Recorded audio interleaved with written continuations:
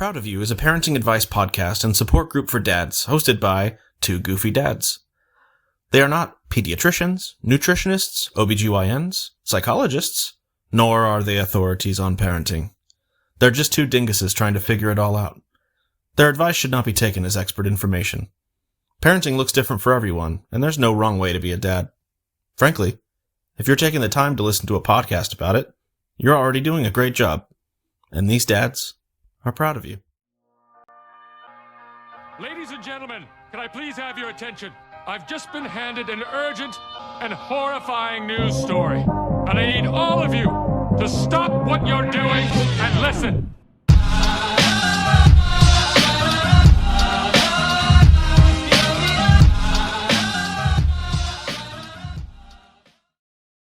Welcome back. I am Derek Mata. And I am Andrew Goody, and we are proud of you.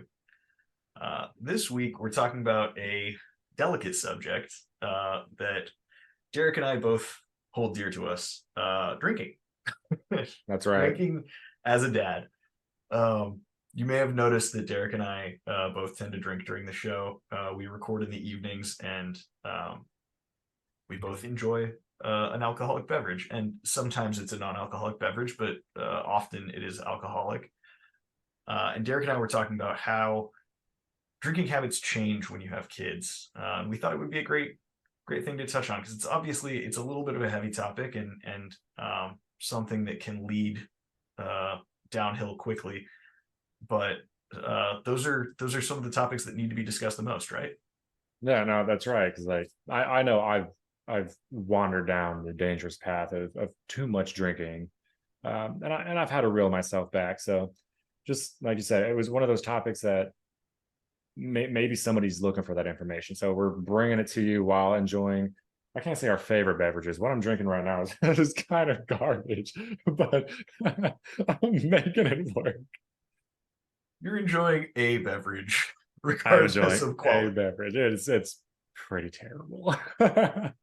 That's not the point. It's not the point. You give me such a hard time for my bougie alcohol. Like I make old fashions or like fairly simple drinks.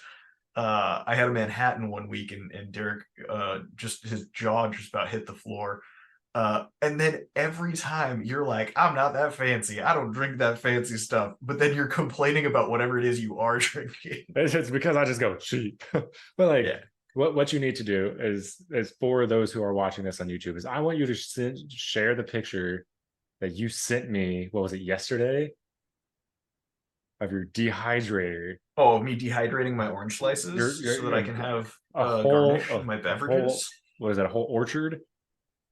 It was 1 5-pound bag of that's crazy. Yeah. No, those are not cuties. Yeah, they totally were. They were Mandarin, whatever they're called. No, those are full-size oranges. No. Let's be real.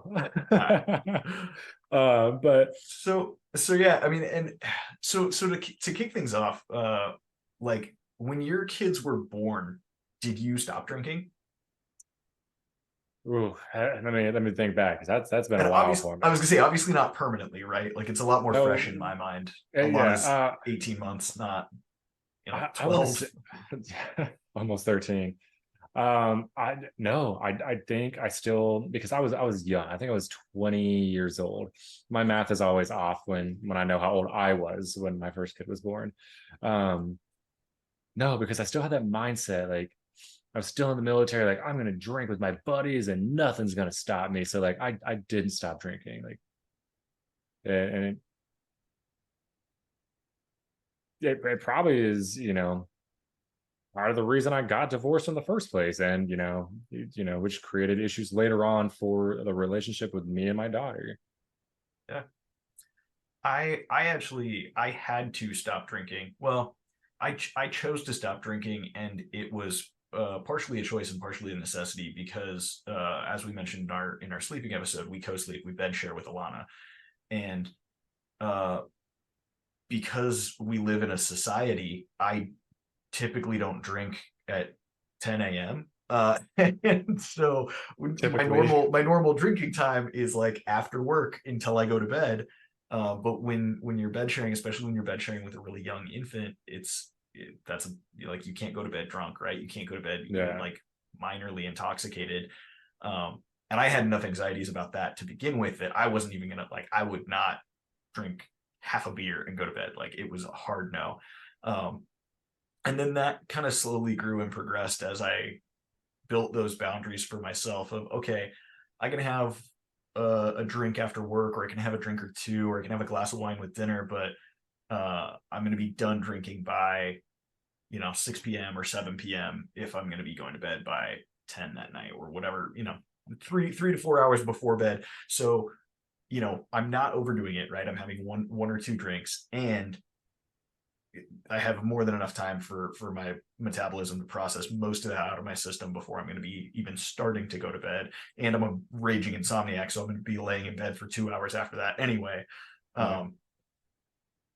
But yeah, and then that's grown and progressed further and further, but it's still something that I check in with, and I don't drink nearly as much as I did before I had a kid, partially because I'm busy having a kid.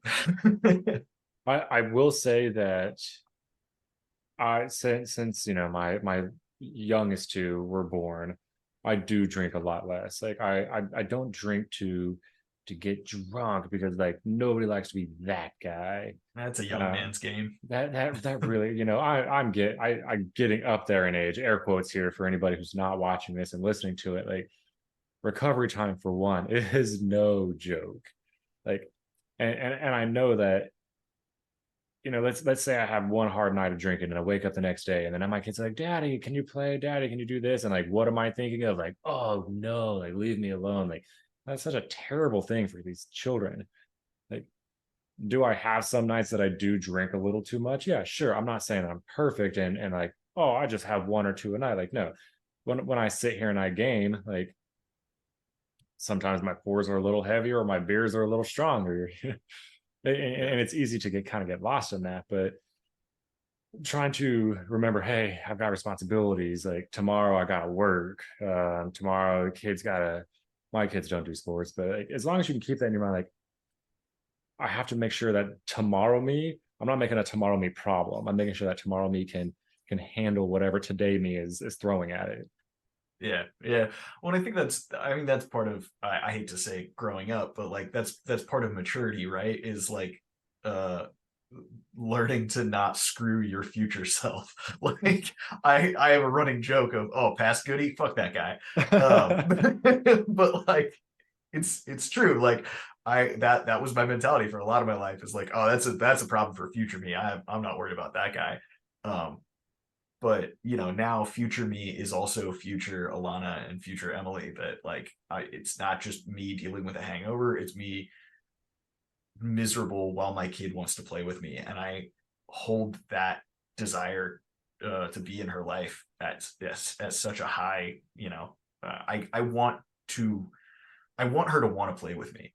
I want her to want to engage with me, and I don't want to hang out with hungover people who smell like yesterday's whiskey. Like that's not fun for me. So obviously she feels the same way, I'm sure. And so and then it just creates so many strains and so many relationships. Like and there's a time and place for it. Like once every blue moon, like sure, fine, do it. But like every single night, not really. There's no issue with you and I have we'll have our one a night, if that. And that's kind of where we draw the line. Like as long as you in your own head as a dad, like you need that unwind time, you need that cool down time, or you just enjoy the taste of an old fashioned with a dehydrated cutie in it. I just well it's too much.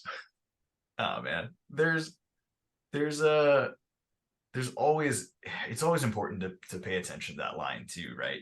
Because like I am a typically I am a daily drinker, right? I have one or two drinks a night, and that has cut way back since I had a kid. But I still have a drink with dinner or whatever that is most nights. and that's a lot for some people, right? I mean, like there are a lot of people Yes. who only drink on Fridays and Saturdays or don't drink at all. Um, and for me, I always try to make sure that I'm checking in every 2 to 3 months or so. I'll do a dry week, where for 7 days I don't drink alcohol, and that is just a personal check-in for me, that 4 or 5 times a year I'm taking stock in myself and saying, hey, is this something that I like, or is this something that I need? Because if it starts to turn into something that I need to address that right away, right? Because that is a slippery slope, and as much as I have been accused of being a person who sees a slippery slope and grabs a sled, that's not a path that I want to go down. And No. so, having that check-in where, and for me, like at the end of 7 days, if it's hard to go 7 days without drinking, or if I am like really jonesing for a drink on day 7, I'll make that a 2-week dry cleanse, because I obviously need that extra time to, check in And I was and stay I away was from actually going to mention that, because I remember it differently, because you told me about this when we were working together many years ago. And I remember it as you said, like, once a month you do it. And have I been true to that? No, like not even a little bit. But like every so often, I tell myself the same thing, and it has been in a while. So when my wife listens to this, she's like, "Babe, you drink every night." I'm like, "Okay, cool, I do." But like, I know at some point in the recent past, like I just stopped drinking for whatever reason, and I think it was that thing. Do I need this or do I want this? And I think I'm slowly starting to see that, like, I am having one every night. Like, is it the same reason? Like, do I need that alcohol? So like, and maybe once all this stuff that you and I have discussed outside of the podcast is over with, like maybe I take that weekend, which will be the near future, as you know. So like anybody who's listening to this is gonna be like, oh, like that's never gonna happen. Like, and maybe I and life is never calm, but life can be calmer than Derek's current situation. by the time this airs, like it might all have been, past history. But I think I need to reground myself on that one. And like I said, like we worked together what 3 4 years ago at this point. Yeah. And like that has reverberated with me for this long. Like, so that's I love that. And that's why I said I was gonna mention it. And so maybe that's something that anybody listening to this, anybody watching this can be like, I like that. Maybe I should try that. And just for one, finances, like I'm not even for one, health. For one, Yeah. your health. Like Health. you Check in as with we your get liver, check in with your heart. we get older. Like I bought this fancy watch here because I'm like, man, I feel like my heart's doing some crazy things, but I don't listen to any other part of me. Like you pay attention to your heart and your brain. Why not your liver and everything else? Like, right?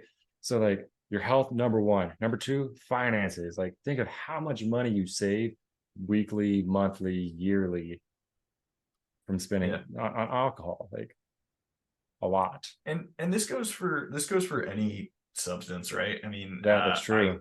It's I don't want to say it's harder, but it is harder with like coffee and caffeine. But a lot of people are just that office trope of they need that cup of coffee to wake up in the morning. Go a week without it. See how your body feels. Because that 8th day when you have your first cup of coffee in a week, it hits different. It feels way better. And if you are in a place where cannabis is legal, that is also like something that you should check in with and moderate yourself. I mean, I'm a firm believer in all things in moderation, right? Yes. Whatever you do, don't let that thing become a vice that you have to do. Because life's too short to need things. But I mean, but it's not saying like you should enjoy them. Like I know some people like where you're at, you have Dutch Bros, like, and I know people love their Dutch Bros for whatever reason. To me, it's just a bunch of sugar with a splash of coffee. I'm not feeling it. Man, talk about finances. I don't know how people get lattes twice a day. You know what? Just pour sugar in a glass, some hot water, mix that shit up. But like you said, life's too short. Like who are we to tell you not to go enjoy your 2 lattes a day? Like, if that's what you want to do it, but also make sure that you're not in need of these lattes, and that if something's wrong with you, you're not actually going to create a bigger issue when you have to give it up. Yeah, absolutely. And that's, again, that goes for anything. And there are financial benefits, but the biggest thing for me is just mental, and checking in and making sure. I'm not a control freak, but I like to be in control of myself. And so feeling like I need alcohol or I need caffeine, like, not to mention the fact that, like, I have a family history of alcoholism, right? So, like, that rings really true. Like, that's why I started doing dry weeks, is because I wanted to make sure that I wasn't going to end up being the next member of my family in AA. Like, it's a something that can happen in the blink of an eye if you don't check in with it. But outside of that, just, feeling out of control, right? Feeling like, oh, I can't get up and function unless I have coffee in the morning. I can't relax and go to bed unless I have a drink. That sucks, man. I can't live in that mentality. And then, modeling that for my kid, right? I talk about it all the time. I want my daughter to be better than me. I want to model the best possible behavior for her. And I know that dragging myself out of bed to the coffee machine isn't the model that I want to set for her. So I try to be better than that and fail frequently. I was gonna say, I'm guilty of coffee. I've got a coffee subscription because I love my coffee, but just drink it black as it should be drank, because you drink it for the coffee flavor, right? But man, taste is subjective. I know. Because I remember reading something once, like, just, well, don't give me shit for the way I drink my coffee. Like, let me just enjoy my life. And I still drink my coffee black. Like, I don't care. Like, I hate all the sugars. I tried putting sugar in my coffee today. I think I drank about this much of it. Couldn't do it. But going back to the whole alcohol thing, is like, in the military, as most people know, and anybody who's a veteran in the military who's listening or watching, like, the more you can drink, or even in college, let's throw college kids in here too. The more you can drink, the cooler you are. You're seen, and everybody else, and a lot of people's eyes, like, oh man, you're at the party last week and you drank like 20 beers. Like, and I used to pride myself on, like, because like you, I have a family history of alcoholism, and I used to wear that like a badge of honor. Like, yeah, I'm an alcoholic, but look at me. Not alcoholic in the sense like I had to wake up in the morning, crack open a beer, but like, I can drink anyone under the table. You couldn't tell by looking at me, but like, I was proud of it, and like, I'm the best. And I was like, and my wife's like, that's not a good thing. Like, quit acting like that's something to be proud of. And eventually, it finally sank in. Like, it only took, I don't know, I'll ask my wife, probably 2 or 3 years for it to finally sink in. Like, no, like, it's terrible for my health. There's a switch that flips in your brain when you realize that tolerance isn't something to be proud of. It just makes it cost a lot more money for you to enjoy, like, get a buzz going. Right? Like, I was absolutely the same way. Like, I used to wear my eye tolerance as a badge of honor, and like, now I'm like, man, I wish I was a cheap date. I wish I could, like, have half a gin and tonic and be buzzed for the night like my wife is. Like, that sounds great. Yeah, that would be fantastic. But like you and I have had to reel ourselves back just so. And I'm guilty, like, because you had mentioned to relax at night. Like, I'm also an insomniac, like, terrible. So like, to me, this is my, hey, I'm can go to sleep now. Yeah. And it's terrible. Like, I know I need to retrain myself, and I know a lot of people probably do the same thing as I do the same thing as you have done, or probably still do. But then it becomes that need. I need this. Like, and we want dads to become aware of what they're doing. Like, that is the point of this episode. Like, while yes, we're sitting here drinking, make sure that you are not needing this. It is not oxygen. It's not blood. It's not, food. It's not water. None of that shit. Like, you don't need this to survive. Yeah. Also, pro level tip that Derek continues to fail on is if you have a drink in your left hand, have a water by your right hand. So, okay, so I Because am Derek guilty. doesn't hydrate ever. No, I don't. Like, and I was gonna say that. Like, when was the last time I drank water? I don't know. 1997. No, it's probably been about a week. Like and it's because for one, like I'm super weird. Like I drink, as we discussed, actually oddly like weird that it ties into this. Right before we started recording, we're talking about water. I can only drink water cold. Once the temperature starts dropping, I can't drink cold water because I don't want to be more cold. So then I stop drinking water once the temperature drops. You live in Georgia. It's not like you live in Minnesota where it's like Okay, so today was a warm day. So today the low was 43. Yesterday the low was 27. And where I work, like even though the thermostat says 75, no, it's at least 68 degrees in that office. Yeah. So I'm not drinking cold ass water when it's that cold. See, my problem is in Arizona in the summer, I only drink cold water, and my water doesn't stay cold long enough for me to want to drink it. Like thank goodness for hydro flasks and all the insulated cups and things that exist now. But for years, man, that sounds so wildly privileged. I only drink cold water. But like anybody who drinks water knows that it's supposed to be drank cold. Like obviously. Somewhere my wife is screaming and my wife is gonna also sipping. I was gonna say both of our wives are sitting drinking their room temperature water and shouting at their monitors right now. But I just I'm sitting here and I'm thinking like I don't remember the last time I stopped drinking and like and it's bad Yeah. When was the last time that you did a self check though? Like because you said every 3 or 4 months. Like yeah, so you mentioned when I first brought it up to you that it was a monthly thing, and it used to be I used to do the first week of every month. Okay, so I'm not crazy then. Like no, you're not. Okay. You're not. And I fluctuate a lot on it. Sometimes it's I try not to go longer than 3 months. Right, that's quarterly. If I do it every 3 months, that gives me a pretty good time reference. If those 3-month check-ins start hurting at all, or I start like really jonesing and feeling like I need them again, I'll extend it. I'll go 2 weeks instead of 1 week. But if I notice a consistent pattern there, then I'll start doing them more frequently and I'll do them monthly, or I'll just stop drinking for 6 months or whatever.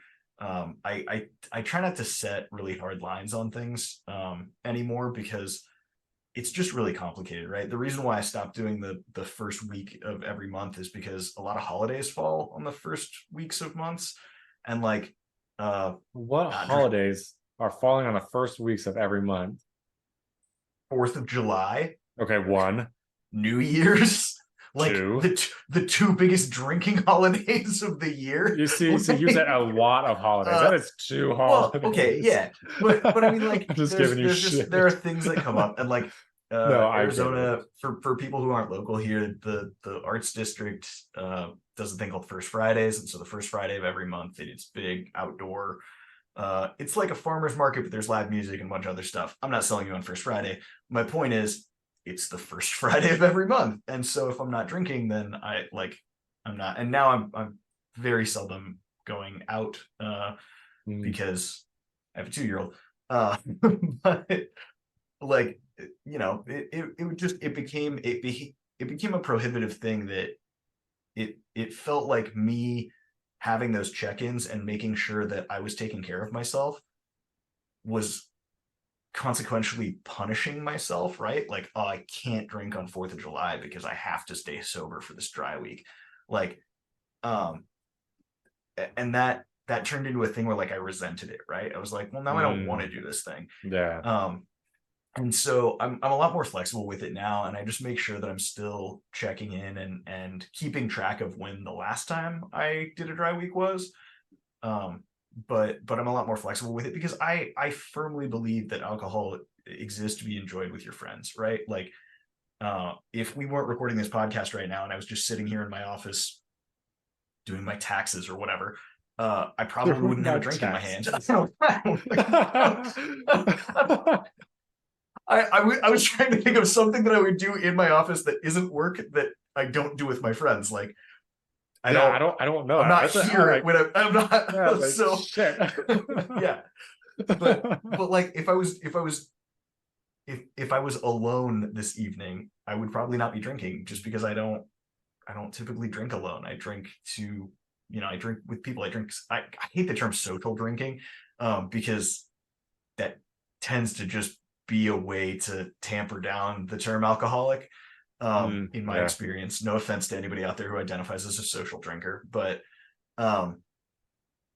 like I like celebrating. I never alcohol for most people, there's a lot of neurodivergencies and things, but like for most people's brain chemistry, alcohol makes you feel whatever you're feeling bigger, right? So if you're sad, it makes you more sad. If you're mad, it makes you more mad. Yeah. If you're happy, it makes you happier. And so I enjoy drinking when you and I are hanging out, because I'm happy to be hanging out with you, and alcohol increases that experience. If I'm sad that I'm alone on a Friday night and don't have anywhere to go or anyone to hang out with, drinking is going to make me more sad and more like it's going to make me feel shittier. So I try not to drink alone, because that's just not, again, for what it's worth, my experience of the world.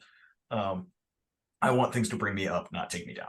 Yeah, no, like, and the one thing I was thinking of here is, I just had a I have a brain fart here. With the self check-in is like, I feel like restricting yourself to the first week of every month is like a bad diet. Everybody wants to start that diet and they have the best intentions, like, I'm gonna do that, but then they start resenting their diet. What's one cheat day turns into two, what's one cheeseburger turns into two, like, kind of thing. Like, the flex that you have to be honest with yourself and allow yourself some flexibility, like you were saying, like, and I feel like that's the one thing, diet is the one thing that most people can relate to, because how many diets have you been on? How many health, I don't want to say diets, how many health journeys, we'll call it for lack of a better term, have you yourself tried to be on? I know I'm always like, man, come Monday morning, I'm going to eat healthier, I'm going to go to the gym, I'm going to go run 2 miles. Let me tell you, when Monday morning comes around, I'm doing none of that shit. Yeah, man. So no, it's, and it building consistency and dedication to something is challenging, right? And so, like, instead of having a fixed rhetoric of, and for some people consistency builds dedication easier. So by making it the first week of every month, that's why I started that way. By making it the first week of every month, I'm going to do it the first week of every month. There's no excuse, there's no out, there's no nothing. If it is the first week of the month, I am not drinking. Hard line. But like, it's just like you said, it's really hard to stick with that if you start resenting the practice, or if it starts precluding you from things, right? Because I'm not checking in on my drinking so that I don't get too drunk on Christmas. Maybe I should, historically, but like that's not. I'm not holding myself back for those events. I'm holding myself back so that I can enjoy drinking on those events without it being problematic. And so by limiting yourself, putting yourself in too fine a box there, it just, like I said, it's too easy to turn into something that you can resent. And for me, I mean, it goes for dieting as well. I'm a firm believer in intuitive eating and intuitive drinking and intuitive living, and just trusting yourself and how you feel. So these kind of check-ins help make that behavior easier, right? Because it's easier for me to trust myself when I go, oh, it's okay to have a drink tonight, if I know that 3 weeks ago I went a week without alcohol and it was totally fine, right? Yeah. Whereas if I don't know that about myself, it makes it harder to trust myself, because I don't know if that one beer is going to turn into, not 20 anymore, but 5. Yeah. more realistic for us now. And what's something I wanted to bring up, because it was actually a conversation I had completely unrelated or related to this topic, but like I didn't have a conversation and preparation for this, is there's some people who are just going to be like, alcohol like doesn't bother me whatsoever, I can drink as much as I want, and yeah, I'm an alcoholic. How are you when you stop drinking? And how Because does and how does that alcohol affect your friends or family or kids, right? We're taking this from a dad's perspective. Um, Alcohol doesn't hurt me. Uh, yeah, but did you show up when you told your wife that you were going to show up and pick up the kid, or were you slamming back beers with the boys? Did you or tuck your kid into bed, or did you choose to go out to the bar instead? Right? Like, well, the point I was getting at is, so yeah, you're a functioning alcoholic, air quotes here. Like, so what happens when you don't have that drink as a dad? Are you now just an unpleasant person to be around? Like, yeah, and you need to look inwards in yourself on that one, because then maybe you need to go find that help, and maybe we can find, and the description below this, post a number to somebody who might need help and just needs that information, because sometimes we're scared to look up to help ourselves because we're so proud as dads, as men, that I don't need that help. Like, maybe this is the reality check that somebody needs. Like, you know what? Like, yeah, I didn't have a beer last night, or I didn't have a beer yesterday, and I was just super angry. yeah, Like, that kind of thing. Like, it's the reality in the world we live in. totally. I one of the many practices that I recommend. Have you ever been to AA? Went to the military version of it, but not because I drank too much, but because I was drinking underage. So I encourage everybody, whether they have an alcohol problem or a history of alcohol abuse or any addiction problems, I encourage people to go to AA or NA at least once, um, just to check it out and see what it's about and see what uh, there's there's so much that you can learn from sobriety culture, other than abstaining, right? And I have huge respect for people who choose to abstain from alcohol, drugs, whatever it is, um, for their own choice, whether it's because they know that that is a slippery slope for them and they don't want to become alcoholics, or because they've had problems in the past, or if it's just because they don't want to, right? Like, there are people. My wife just doesn't drink very much, right? Like, she has a drink every now and then, but it, maybe 12 drinks a year, right? Like, it is super infrequent for her, and that's just a choice that she's made because she doesn't really like alcohol, and she is similar to me, doesn't like being out of control and feels that a lot more immediately because she doesn't have the tolerance that I have, and so she chooses not to drink, and I have a huge amount of respect for that. Um, but seeing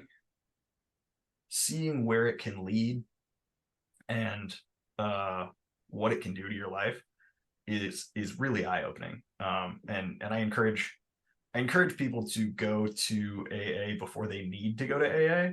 Yes. In the same way that if you have the means to go to marriage counseling, even if you're in a happy marriage, you should do that. You should go talk to a professional about your life and just see what somebody else can tell you, because the best football teams in the world still have coaches, and sometimes it's good to, sometimes it's good to have somebody who has been doing this longer than you, just to check in with and confirm that you're doing great, Yeah, and it's not, we're not saying go every week, like, but like you said, no, just check in once a quarter, once a year, whatever works on your schedule, your dollar, whatever. Like, even just once. I mean, AA is free. Go check it out, see what it's about. If you never go back, you gained information, and learning new things is what I'm all about. yeah, just we're trying to help all dads before, and I'm not saying it's going to be a problem for the majority. Like, obviously I don't know statistics here, but like, for those that are listening, watching, that know they may be on that path, like, we want to help you before it becomes a problem. And again, the most important thing about being a dad is just showing up for your kids. And Yes. Alcohol can be prohibitive to that. It doesn't have to be, right? I mean, Derek and I are Yeah. drinking alcohol while talking about showing up for our kids. It doesn't have to be a negative thing, but it can very quickly and easily turn into one. Yes, it can.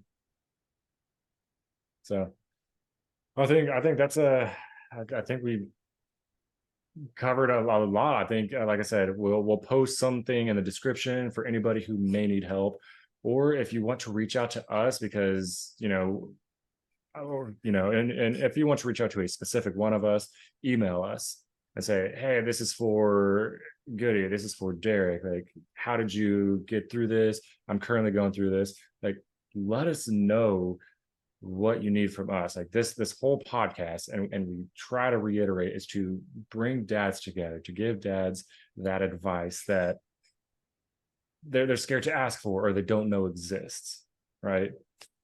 And we want to make sure that all the information is getting out there. Like, we're not doing this because we want to get rich. Like, we don't get paid to do any of this, and we may never get paid to do any of this, and people may never watch this, and that's okay. But at least we know that we're putting the information out there so that one day somebody may stumble upon it, and it could change their lives the way that we're trying to do. Yeah, like Derek said, email us. It's at proudofyoudads@gmail.com. Send us an email. Let us know, what you're struggling with. Ask us for advice. We may not have the good advice. We might not have any advice, but we'll always, we're always open to help dads any way that we can. And if we don't have the answers, we'll find some dads. Derek and I are both, we know a lot of other dads, and we'll find somebody who is going through the experience that you're going through, and we'll have an episode about it, because I guarantee you're not the only one who's going through it. That's right. So yeah, email us at proudofyoudads@gmail.com. You can also direct message us on our social media. We're at proudofyoudads on Instagram and Twitter. For our one Twitter follower out there, hey, go follow us on social media. Share this show if you have the time. We're trying.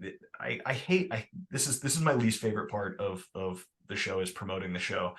But our goal here is to help as many dads as we can, and we can't do that without spreading the word. So, like the show, comment, subscribe, turn on your notifications, all those things that help the YouTube algorithm. If you listen to this as a podcast, please turn your downloads on, write a review for us on the Apple Podcast Network, or on Spotify, or on the Google Play Store. It really helps us out, at Google Podcasts. It really does help us out a lot, because it broadens our reach, and lets us tell more dads that they're doing a great job, and we're proud of them. And I will say that, like, YouTube comments, because usually since I'm in Georgia, I'm up first. Like, I read those comments, because we got one recently, and I reply to it. Like, I don't think that if you post something, nobody's going to read it. Like, I will read it, and then Goody will read it, and we will comment. Like, we want to hear what you have to say. Let your friends know. Like, don't be embarrassed. Yeah, and if it's a really good comment, we'll have whole conversations about it in our private chat about you. You can't say it like that. Well, everyone, thanks so much for watching. Special thanks to Will Nimmo for our disclaimer intro, and DJ Quads for the use of our intro music at the Improv. I love it. Thank you so much. We really appreciate every single one of you for watching this, for listening to us, for sharing your time with us, because we know, as a dad, you don't have a lot of time. So until next week, I'm Andrew Goody. And I'm Derek Mata. And we are proud of you.